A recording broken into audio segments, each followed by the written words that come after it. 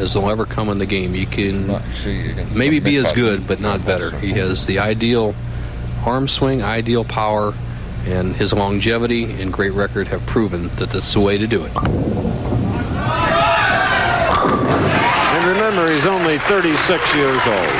All-time money winner, $1,522,000.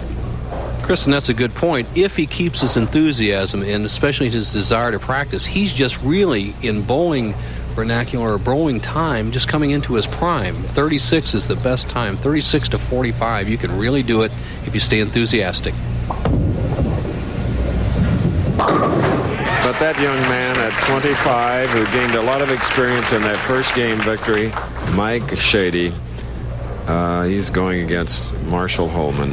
And next week it's doubles, June 1st rather. Bowman PBA Doubles Classic. So we go down into that area, Nelson, for our first time. Your first time, and Wunderlich and Ozio are the defending champions, and that's one of Ozio's home bowling centers, so you'll surely be a factor there as we see the young man Shady in the second frame. And with that double, says take that, Marshall Holman. Marshall Holman in his 105th telecast. His opponent in his second.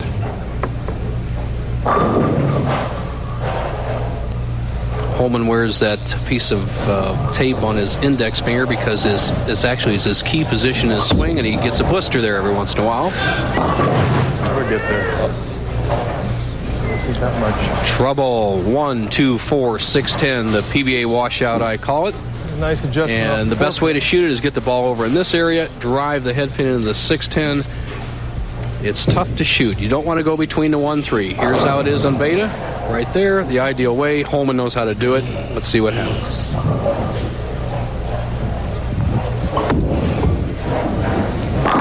Well.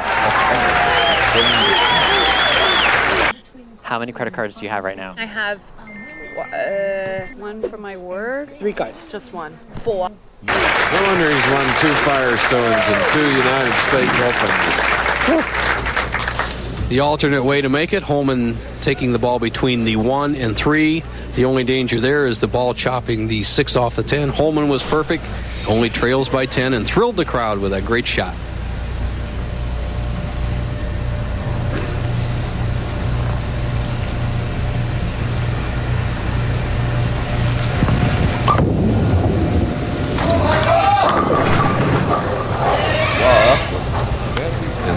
Champion will have hit the reset, guys. Problem. Well, he didn't even reset the machine. The ball was kind of weak as it went down there, and so the machine has to be reset. His ball will return, and Holman has a dilemma here of making a split that's common to left-handers. He needs to get the ball on the left side of the 5-pin. Whoops.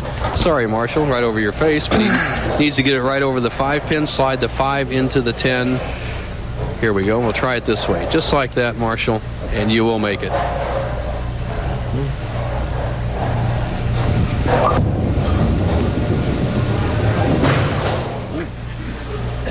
These are the times in the last 14 telecasts that he's been on, though, where if a shot goes awry, he will lose his concentration. Right, Chris, and that is really what is Holman's problem when he does have is his concentration when he gets a really errant shot. He gets down on himself, loses his concentration, and that's been the one drawback to his career. Crowd oohing and awing on this young pro's bowling ball hanging on the edge of the channel, but he has 3 in a row. Mike Shady won the first game, 223 to 219. Watch this. Coming right into your living room, that inside-out swing, ball gets out to the very last board, by which is a maple board out there. A bowling lane is 39 boards wide. They're 42 inches there, but that outside board, Chris, is maple, and it's often just a pinch higher than the pine boards next to it. It allows you to hang on there.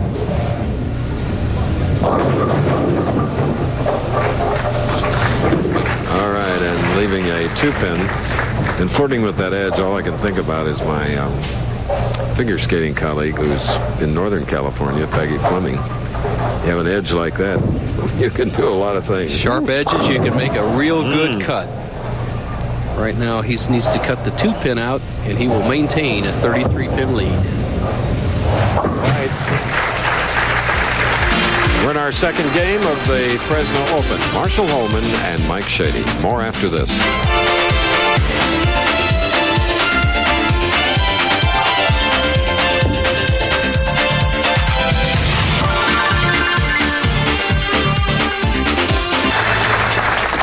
As we're running behind our usual time schedule, while we were away, Marshall Holman in the fourth frame left the 2-4-10, then chopped the 2-4 off the 10 for an open, and in the fifth, 3-6-9-10, marked with a spare.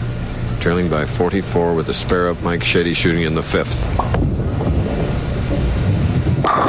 Okay, fourth strike and 5 frames for Shady. Here's a striker, Bo Burton.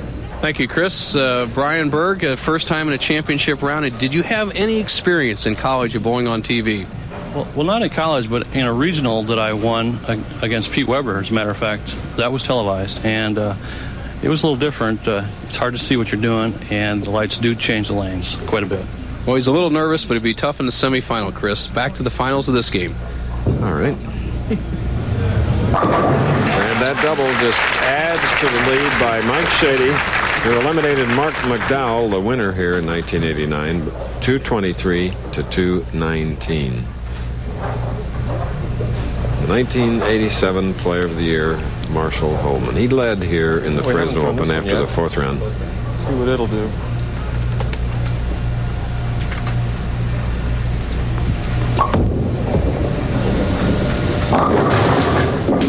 Oh, goody. It did the same thing the last ball did. Obviously struggling Marshall Holman. Leaves the 210, needs to slide the 2 over into the 10.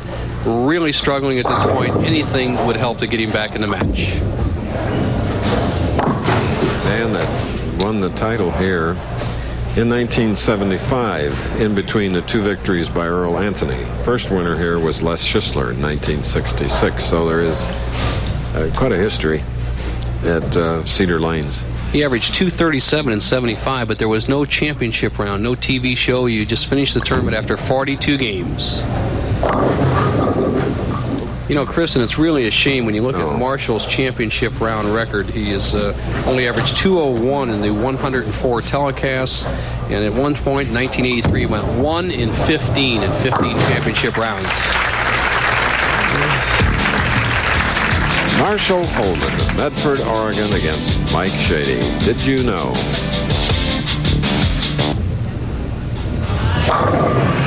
Okay, that was another strike by non-winner, the 25-year-old prospect from Ripon, Wisconsin. That's what he's doing to Marshall Holman, Mike Shady. There he is, and here's Marshall. Having watched, I guess, all of his 21 championships, Bo. Yes, sir. Except maybe the first one here. You can only just regret that he isn't bowling better on TV. That's a little bit of the old. Tomorrow on ABC Sports, the World League action heads to Germany as the Birmingham Fire tries to take the lead in the North American West Division as they collide with the Frankfurt Galaxy. Coverage begins at 1 Eastern, 12 Central and Pacific, right here, ABC Sports. On the plus side for Holman, his golf is improving, Chris. A 4 handicapper.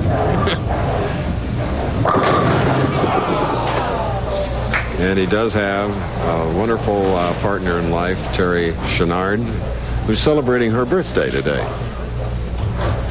Terry rooting for Marshall back in Oregon. Marshall gets a bad break here at the solid 9. Makes no difference, so the game is over.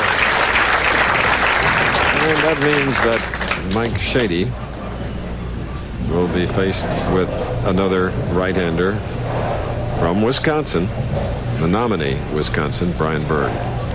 The college players look good, and Shady looks even better. He's just getting more experience, more confidence out there right now. He's well practiced.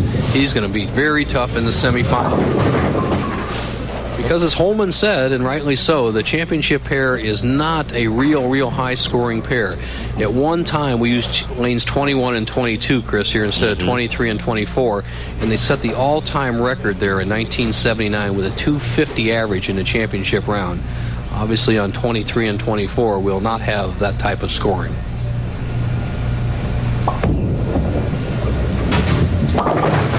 Bowling very cautiously and very smoothly, Mike Shady.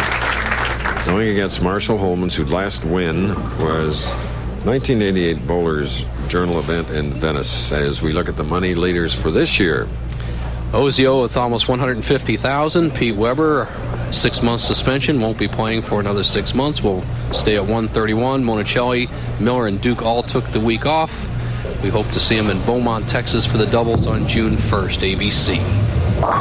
Meanwhile, Mike Shady this year has $9,990 to his credit. Last year, his first year on tour, $28,567. But now Marshall, his opponent, who's not bowling that well today, has earned $26,300 this year. Marshall doesn't know whether to put that towel on his head or throw it in at this point. Good line. All right, we have Mike Shady winning his second match here at the Fresno Open at Cedar Lanes. Now,